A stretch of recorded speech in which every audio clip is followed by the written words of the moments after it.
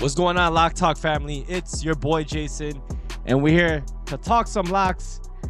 We got NBA basketball today, man. But before I go off and start dropping these gems, hit that subscribe button, leave a comment for the YouTube algorithm. I always appreciate anyone who shows love. We have a big weekend ahead. It's payday Fridays. And before I start talking, we've been killing the YouTube videos. I am 2-0 in the last two picks I've given out here on YouTube. We had the under in the Jets game. And then before that, we had the Cleveland Cavaliers at the spread against the Lakers. So let's keep it going, man. I want to keep on getting these winners for you guys on YouTube. We also had an amazing day in premium. NFL sweep, we went 2-0 in NFL. Had Joe Mixon and this teaser we had for that game. Soccer went 1-0. We had both teams to score in the Lazio game. And then NBA went 2-2. Couldn't easily, honestly, win 3-1, but, you know, we had some close calls. Nonetheless, a winning day, and that's what really matters. But before I go break down an NBA game, I do want to show you guys something really crazy from my boys at Daily Grind Fantasy. It's an amazing tool where you can go through a bunch of different sportsbooks or DFS apps, and you can basically filter through the best odds for a given play. Right now, I actually do like these plays, and I think they basically only show the specific plays that relevant to that site. So for example, right here, Cade Cunningham, under 1.5 3-pointers made. You could do these as singles. You don't have to parlay them or anything like that. It's at plus 141 on rebet. And then everywhere else is plus 118. So there's a ton of value just off this alone. Almost like 30 points of value if you think he's going to score under 1.5 threes, which may be possible with that Knicks defense. And the last one is Zakir Rasheer. He is the shooting guard for the Atlanta Hawks. Over 2.5 assists. He's at plus 152 on rebet. Everywhere is plus 140, plus 133. So a ton of value there. And then the last one, Shai Gilgeous-Alexander, under 27.5 points. That's a little risky, but it's plus 110 on rebet. Everywhere else is minus 110. So you're getting 20 cents of value, 30 cents of value on all three of these bets. And guys, there is a special here. If you guys do want to get on rebet, it's available in every single state. I think 47 states, except like Nevada and some other state. Use my code, use code LOCK, and use that link down below to sign up on rebet.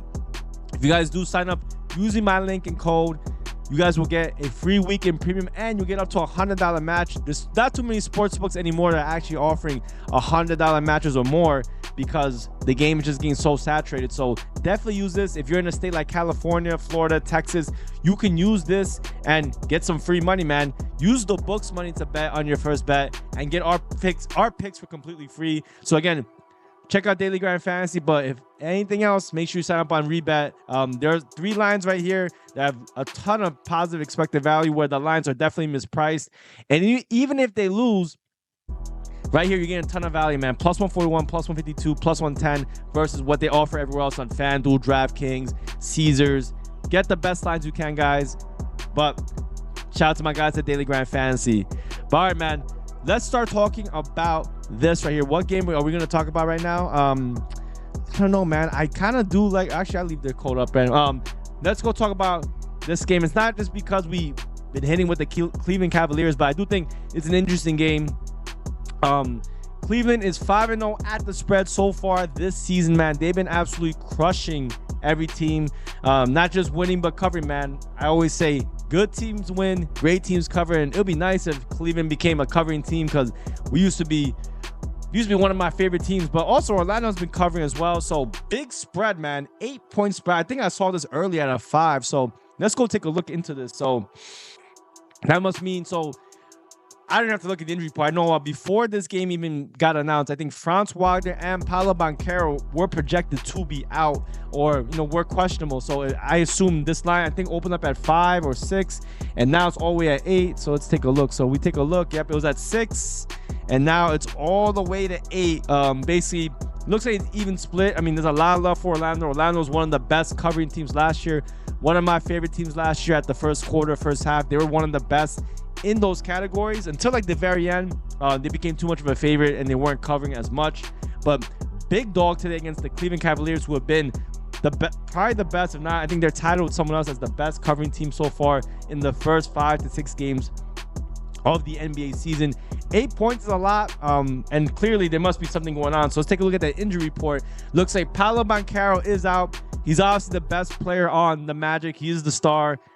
France is a game time decision, so we'll see if he ends up playing or not. Gogo Bikatse, I mean, he's not used too much. Usually they use Franz Wagner's brother, but I mean, yeah, nonetheless. Let's see, look at the Cavaliers side. No one knew. I mean, Max Truss has been out, Bates has been out, and Crackport doesn't really get any playing time, so it's not a big deal.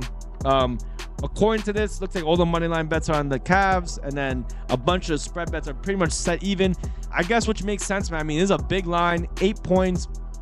The question is, can Cleveland cover it?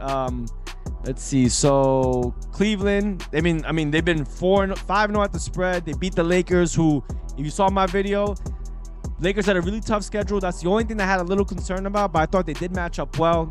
Obviously, got the job done there. Totally blew them out. They blew them out so bad. Bronny James came in and played in the game and scored 2 points. So that was crazy. Did very good against the Knicks, even though they were dogs. I mean, another spot that I thought Cavaliers were going to win and cover. And then, yeah, I mean, they played some trash teams, but the last two, and now, I guess now this team, the third, the Magic, it's going to be a tough matchup. But without Banchero, it makes it very tough. And I hate it when stars are out because they move the line so much. Like, is Paolo Banchero worth 2 to 3 points? For this team, I would say I think so. The thing is, I mean, 8 points is getting there where it's like a 2-point game or two basket game. You basically need the Cleveland Cavaliers to blow them out. But I'll say this, man.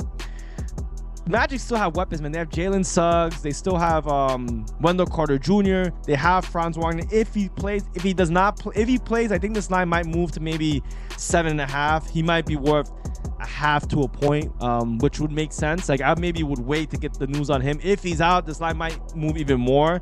So you're playing games with injuries, man. It's the one thing about the NBA that's so hard.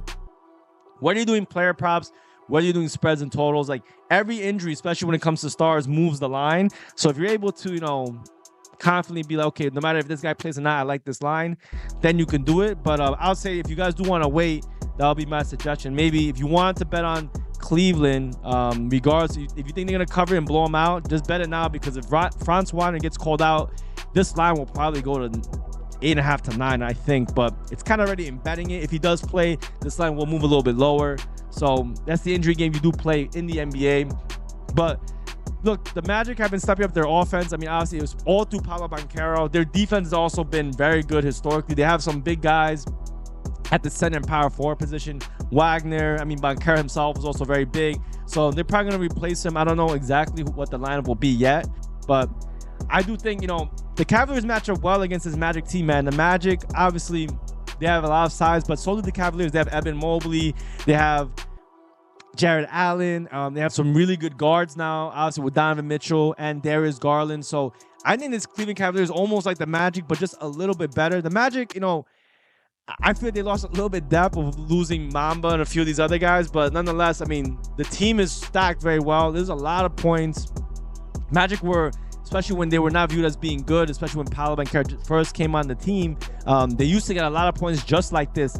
The question is this too many points? I had this game capped around a 6, but with Banchero out, I understand why it's an 8. He's worth 2 to 3 points. Cleveland obviously has always been a really good home team. And I mean, they're good everywhere, man. They're good at covering the rim. They're pretty good at covering threes. Obviously, they're guys like Jalen Suggs, even Franz, even Wendell Carter. These guys can all shoot threes. But look, Cavaliers have been very good everywhere. Whether it's attacking the basket or covering the three-point line, they can do it all. They're a good rebounding team. So this game, I'm not gonna lie, is very tough. But I mean, even with this big spread, I do think Cleveland can still cover this game, man. I mean, just take a look at Orlando's last few games. I mean, they have not been in great form. They lost to Indiana outright, and they also lost to Chicago, a team that, I mean, I guess it's kind of stepping it up, man. They beat the Grizzlies. They beat Orlando now. This will be their third game on the road. So actually, no, fourth game on the road so far this season. They didn't play yesterday, obviously, but you know, Cleveland's been chilling at home. This is their second game after beating LA. This is also an East Coast game, a game that Cleveland you know, they definitely care a lot about. On the head-to-heads, this was obviously last year in like playoff time, you know, end of the season type time. But we take a look. I mean, I guess you could say that Cleveland has been doing okay against them. I mean, it's kind of been 50, but no Paolo Banchero, man. It's going to be tough for me to back him because the offense really does revolve around him. The offense runs through him.